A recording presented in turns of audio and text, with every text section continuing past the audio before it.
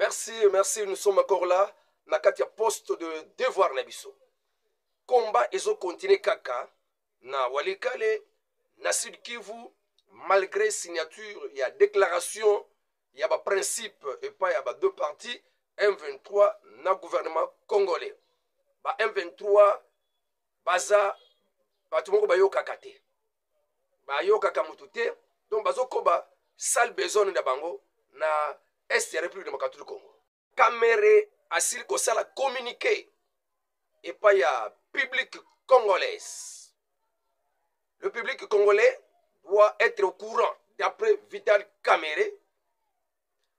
Contrairement na Oyo Chiwewe asilaki koloba que Vital Caméré ayebaki que coup d'état moko ezobongama pour le président Félix Tshisekedi. Alors Vital Caméré a sali communiqué, a sali message pour mettre les points sur les i d'après ye. Tokoyo Kango nakati ya émission Oyo. Réforme nakati ya fonction publique nalobi réforme nakati ya fonction publique. Donc la nouvelle politique salariale est basée sur une grille barémique uniforme. Nouvelle politique salariale est basée na une grille barémique uniforme.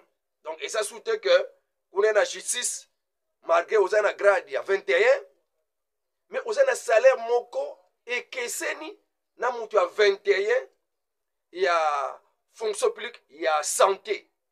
Non, jamais l'État zakaka moko, il faut uniformité na ba barème ya ba salarié na kati ya fonction publique yangwana ba uniformiser ba grille de barème, grille barémique ba uniformiser yango wana grade 21 wana grade 14 partout eza salaire moko.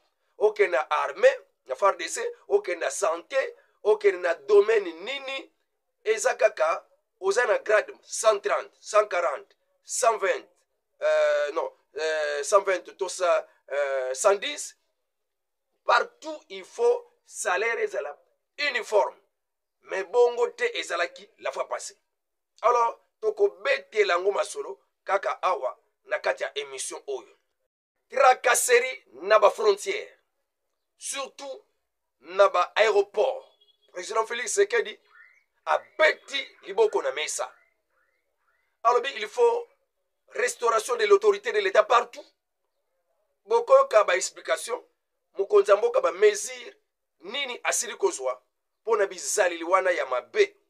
Ezo sala lokola l'État azate mutu nyonso azo sala ndenge na ye. Le président Félix Tshisekedi a instruire ba o ba sengeli ko sala musala. Toko lobebelete toko bete lango masolo en détail na kati ya émission oyo ya mukola lelo. Nzambe abatira mutu nyonso. Na sengi bino mutu asabona na note na kati ya chaîne Mwana Congo José Télévision asabone osabona na note na kati ya compte na nga ya TikTok osabone to na page ya Facebook osabone toujours José Matuvangwa communément appelé Mwana Manianga. Tolanda siko détail nyonso na bokebi. Et avant de commencer, nalinga kinano vraiment na féliciter la bonne compréhension sur koyo ya bande konangai oyo ba comprendre kinga malamu tena émission ya avant-hier. Lokola ndeko nanga Grevi Mfutila. En tout cas na remercier makasi parce que Olanda kinga lusus mokola lobi pona ko féliciter ngai na tin était vraiment na landa kayo ezate ko peut-être moi critique wana pona linga kayo tete na linga kayo pe na za mulandi munene ya chaîne Mwana Congo José Télévision. En tout cas, félicitations, que Dieu vous bénisse. Ezalaka kabongo. Jean-Robert Kabamba, pe bango nyonso na ndeko Gabriel Kaya Mambuku. En tout cas, merci beaucoup na compréhension na bino na ba explication na pesekelobi. Vous m'avez très bien compris. En tout cas, que Dieu vous bénisse. Nous sommes ensemble dans le contact. Je suis fier de vous parce que Bolanda Kangai. Vous avez droit à critiquer peu ya kolobesika bo yebaki na ko comprendre malamote mais toujours dans le cadre du respect, de compréhension, celui qui aime son frère voudra le reprocher poliment. En tout cas, totalement dans le cadre wana et kozala malam. Nous sommes ensemble. Que Dieu vous bénisse. Et kozanga pe ko souhaiter bon mardi et pas papa qui est c'est lui qui est c'est papa Joao Manuel, papa Valeur et l'union Sobalandi. Il y a makasi, il y a chien noir comme Josette, télévision de partout vous êtes. Tokota, nawalika le ba M23 bazoyoka na bangote. Donc bango bakoyoka eloko te, bakoyoka mutu te, bakolanda ntinda ya mutu te, commandement ya mutu te. Ils ne sont que vraiment eux-mêmes pour na kolanda ba oyo bango moko obalobi, obakanisi. C'est cette raison qu'on a walikale attaque et salamaki ko uta na ba M23 ba utaki na mboka nini ba utaki na mpeti ba utaki na mboka ya mpeti bake ko bundisa ba wazalendo ba FARDC aux environs ya mboka ya pinga alors na mboka ya pinga na bangomba ya Ngobe na bangomba ya Ngobe principalement na mboka ya Banakindi Banakindi na groupement ya Kasimba wana ndio tuzana kati ya walikale baye ko bundisa ba wazalendo na ba FARDC. Alors kuna Sud Kivu toyebi déjà na Sud Kivu pe les dimanches après signature kaka samedi bake ko bundisa na walungu ba wazalendo na ba FARDC wana na walungu ezalaki na mboka ya Usinga Bwenda e Muwono bamboka wana babundisaki ba wazalendo na ba FARDC. Alors tozotali la réaction ya communauté internationale au basa surtout na kati ya médiation ya kotia kimia na est de la République démocratique du Congo. Toyebi que na ndenge ba signaki pe bandimaki ko signer ba acceptaki ba principe wana oyo ba salaki marqué bazokende ngomba bakita ngomba pona kobanda ko détourner attention ya batu bakokotsa kabiloko oyo etikala jamais koko mama mais wana lolenge na bango basala katango nyonso na basignature auto signaka ezalaka respecté te banda na Luanda banda na Nairobi toke ya ba SADC to ya ba EAC nyonso elandama te sont toujours été teti donc bamoni vraiment que basa bango moko mutako imposer bango le kozate. Ils ont toujours fait donc même balingi bazongela suba habitude na bango mais d'après calendrier dans signature et signama kapuna na Washington le 27 juin 2025 et mon anaki que il faut bâtir un mécanisme conjoint et à coordination pour la sécurité, il faut pas mettre en place pendant 30 jours. Alors, tu sais que pendant les 27 30 jours, 25 jours déjà épuisé. Il fallait 5 jours de pour présenter un mécanisme conjoint, il y a coordination, il y a sécurité, oyo, et côté na musala, il y a neutraliser ba FDLR, puis il y a surveiller sortie, il y a troupes rwandaises dans ma belle République démocratique du Congo. Mais jusque-là, 5 jours éticali et salamina noté. Voyons voir ce qui va se passer. Na Oitali, comité de suivi, il y a accord, oyo, il y a Doha, Oitali M23, na gouvernement de Kinshasa. En tout cas, première rencontre à Bango, fallait ezara le 10 août 2025 pour signature ndenge calendrier ba pesa kikuna signature penza ya accord global M23 na République démocratique du Congo. Il faut ezala le 17 août 2025 wana nde makambo ndenge ezali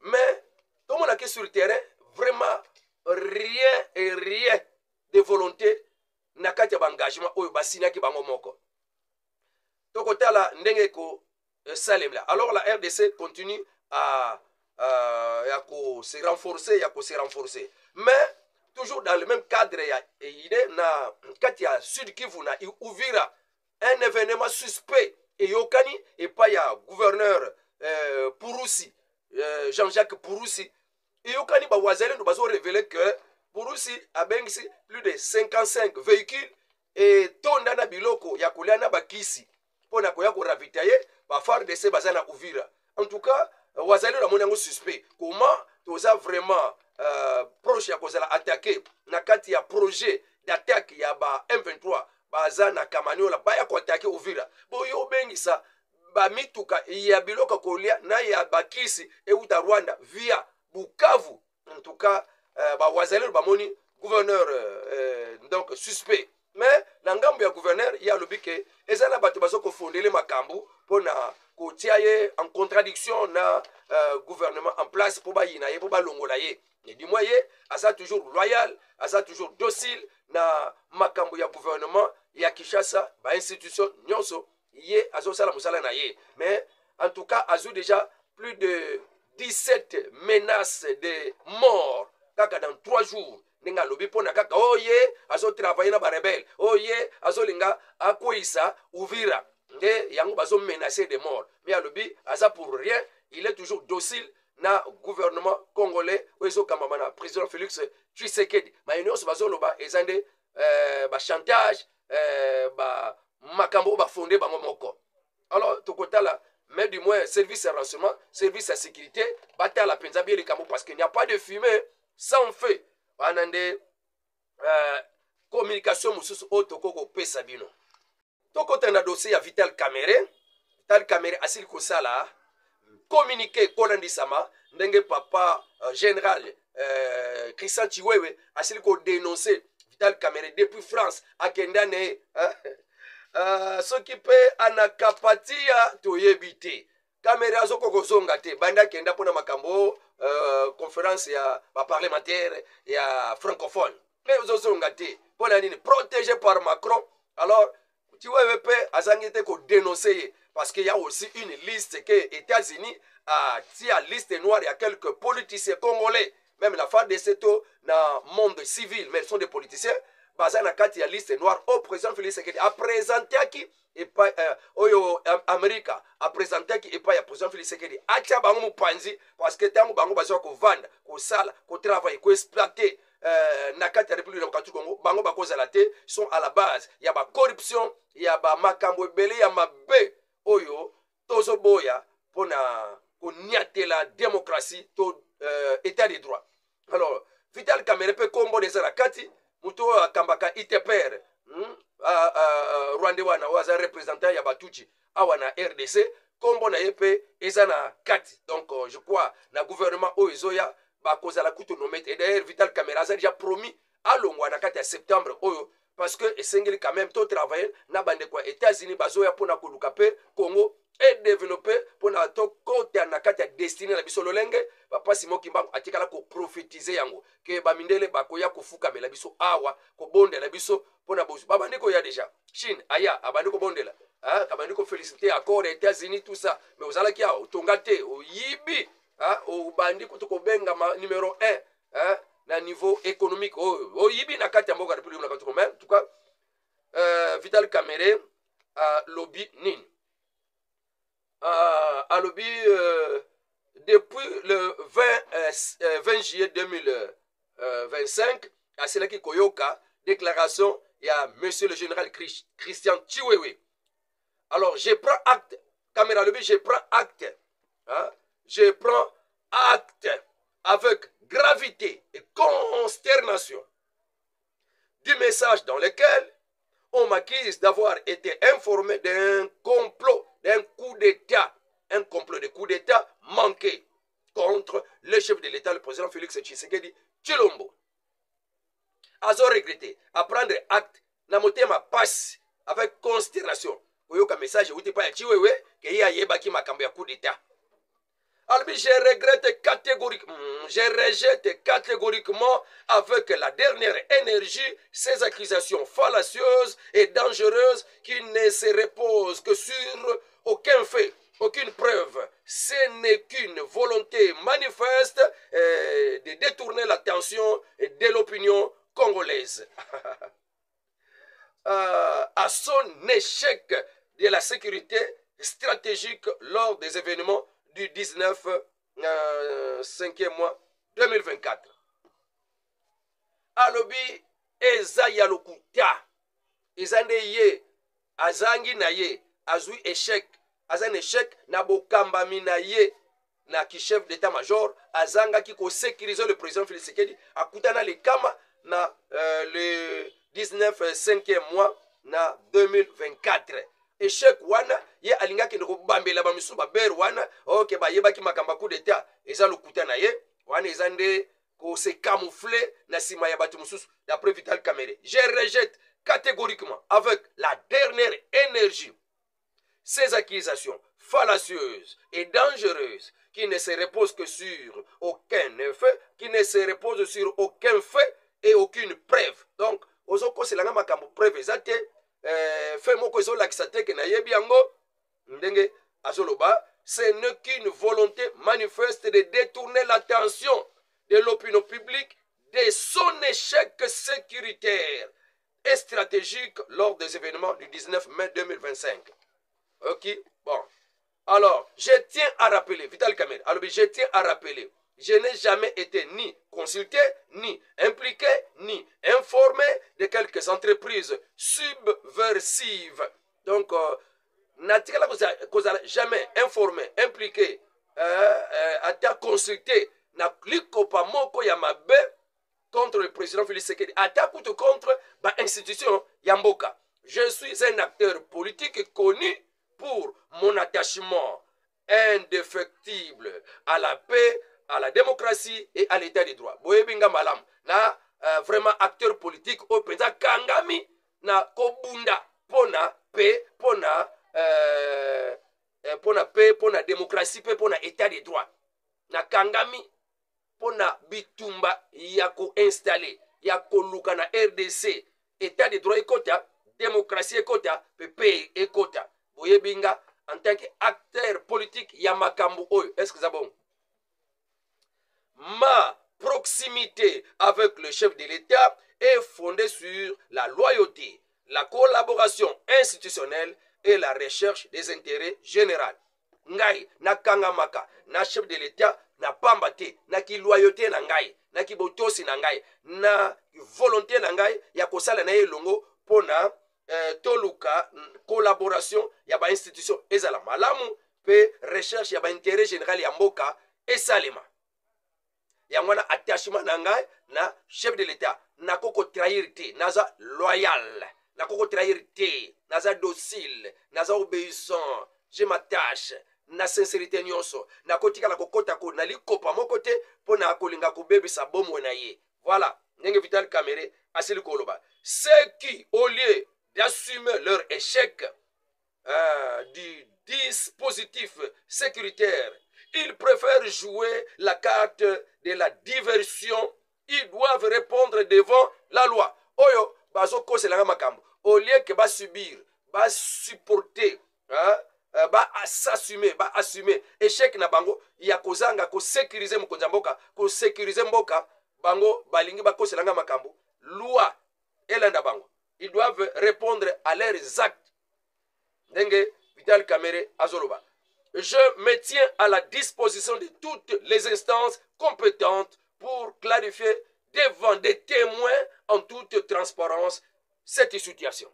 Naza pre yako kende na ba justice na ba instance nyos o esengami na kende na kokende pona clarifier makambo ndenge ezali. Liboso na ba nzeneneke na ba témoins.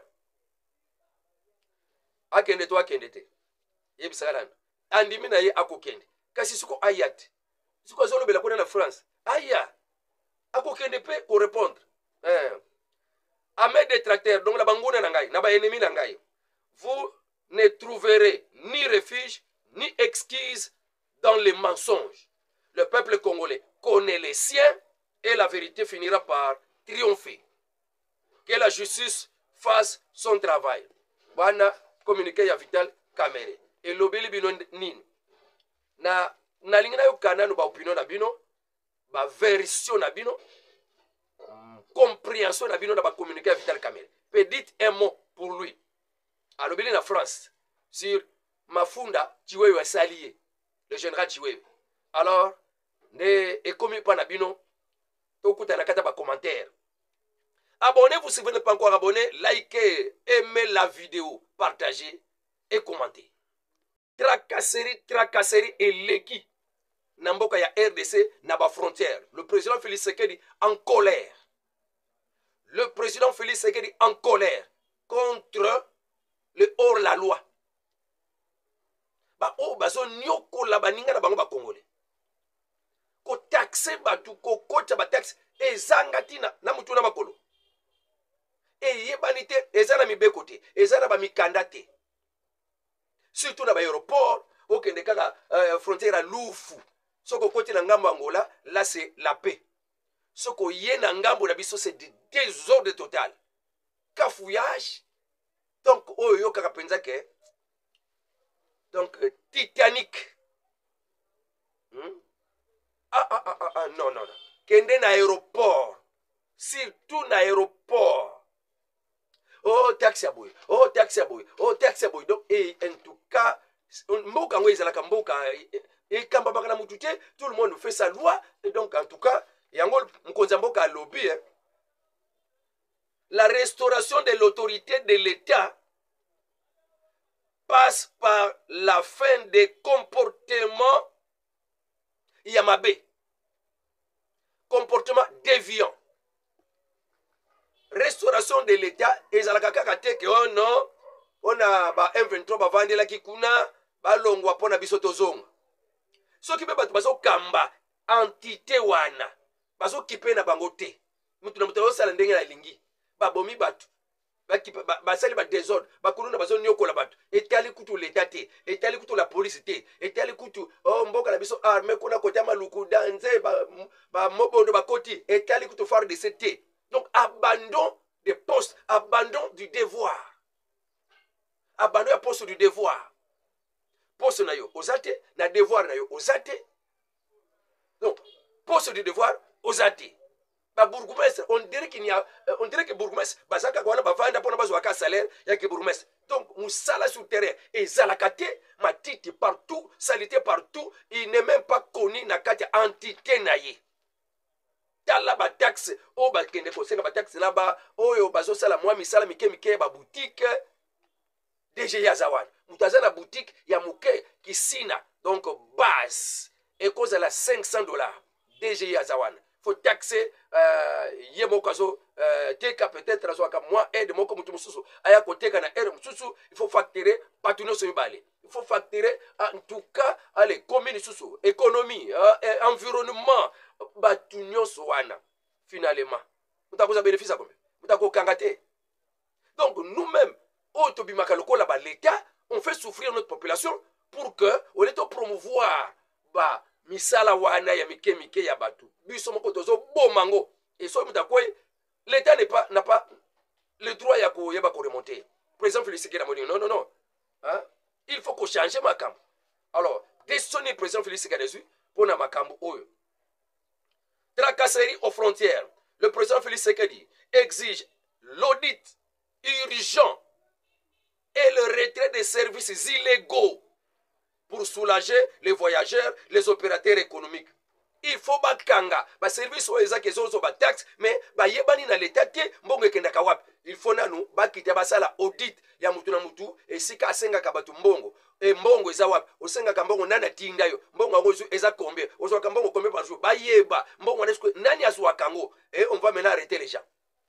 Ministère ya transport, ministère ya santé, ministère ya industrie pe batu nyonso wana baza mobiliser pona ko même batu na bango na ba audit. Il y a des désordres total. Aéroport, désordre partout. Même dans l'ouf, partout il y a des frontières. Merci pour la compréhension ya makambo oyo. Nasili ko yebisabino. En tout cas, ça dérange. Njili, l'ouf, frontière à Kasumbalesa et partout bisika ba frontière ezali. Désordre total. Lokola autorité de l'État ezala karangote. Et puis tu rappelles que même la propriété, c'est la salongo, mais les salongo n'est pas contrôlé. Donc poto ya caniveau ko songi sango na makadam, ça c'est vraiment ce manque de l'autorité de l'État. Par exemple, c'est qu'il a bêti li boko na mesa. Il faut hors des zonga na kati ya musala ya l'État partout. La population va sentir que l'État existe. Kaka pona ko kanga batute, mais pona ko tape ordre.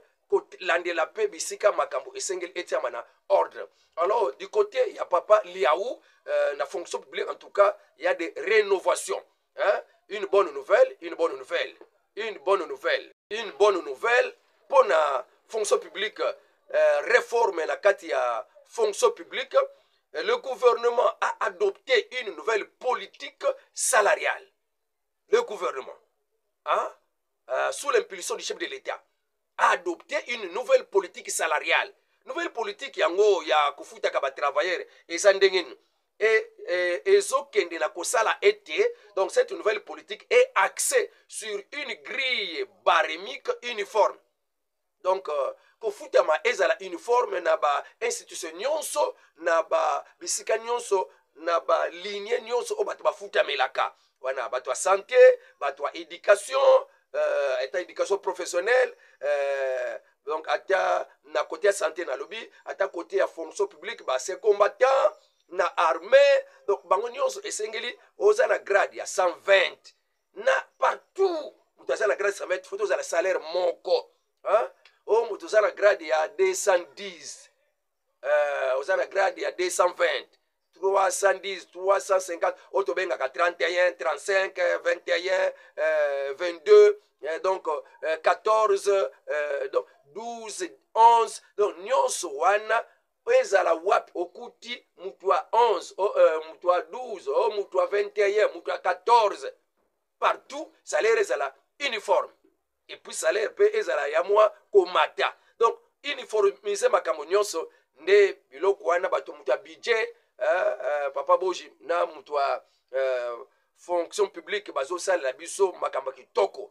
Donc mois oyo ya juillet, na fin du mois oyo ya juillet, déjà en application. Est-ce que eloko boye okobetela ngo papa mokonzi maboko te, hein, que salaire est comme uniformisé partout.